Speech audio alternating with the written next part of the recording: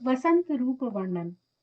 वह भौरे के समूह से सुशोभित खिली हुई आम की मंजरियों तथा सरस कोपलों से खिले हुए वृक्ष की भांति शोभायमान हो रहा था।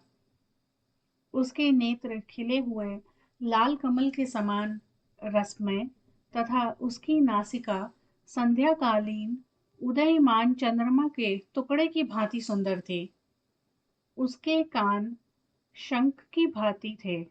वे काले घुघराले बालों से युक्त तथा संध्याकालीन सूर्य के समान चमकते हुए दो कुंडलों से सुशोभित थे। उसकी गति मतवाले हाथी के समान थी तथा उसका हृदय स्थल विशाल था। उसकी भुजाएं मोटी, पुष्ट और विस्तृत थी। उसके दोनों हाथ कठोर थे। उसके उरु, कमर और जंघे सुंदर, गोल और सुडौल थे। गला शंख के समान सुंदर तथा कंधा ऊंचा था। उसकी हंसली ढकी हुई थी। वक्षस्थल मोटा था एवं वह सभी लक्षणों से परिपूर्ण था। इस प्रकार से परिपूर्ण वसंत के उत्पन्न होने पर सुगंधित वायु बहने लगी तथा वृक्ष भी पुष्पित हो उठे। सैकड़ों कोयलें मधुर पंचम स्वर में कूकने लगी तथा सरोवर विकसित कमलों से युक्त हो खिले हुए कमलों वाले हो गए। उसे उस प्रकार से उत्तम रूप में उत्पन्न हुआ देख ब्रह्मा जी ने मधुर वाणी में कामदेव से कहा, हे कामदेव, यह तुम्हारा मित्र सदा तुम्हारा सहचर होगा और सदैव तुम्हारे अनुकूल कार्य करेगा। जैसे अग्नि का मित्र वायु सर्वत्र उसका उपकार करता है, उसी प्रकार तुम्हारा यह मित्र सदैव तुम्हारा अनुगमन करेगा।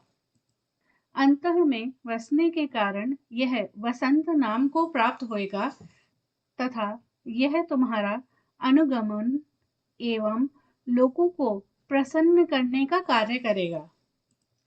यह वसंत श्रृंगार रस का साधक होगा तथा वसंत में मलयाचल की सुगंधित वायु और इसके भाव तुम्हारे वशीभूत होने के कारण सदैव तुम्हारे मित्रवत होंगे।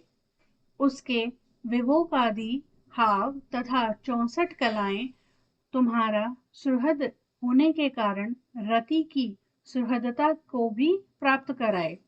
हे कामदेव, आप अपने वसंत, श्रृंगार, मलयानिल, वायु आदि सहचरों तथा रति जैसी सहचरी से युक्त परिवार के साथ महादेव को मोहित करो।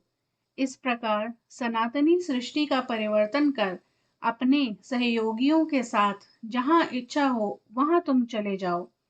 मैं भी उसे उत्पन्न कराऊंगा जो भगवान शंकर को मोह सके।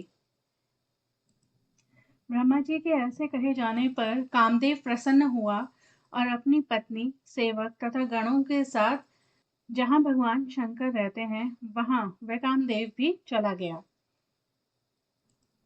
उसके बाद ब्रह्मा ने मरीचि, अत्रि आदि ऋषियों के सहित दक्ष से मधुर वाणी में ये कहा,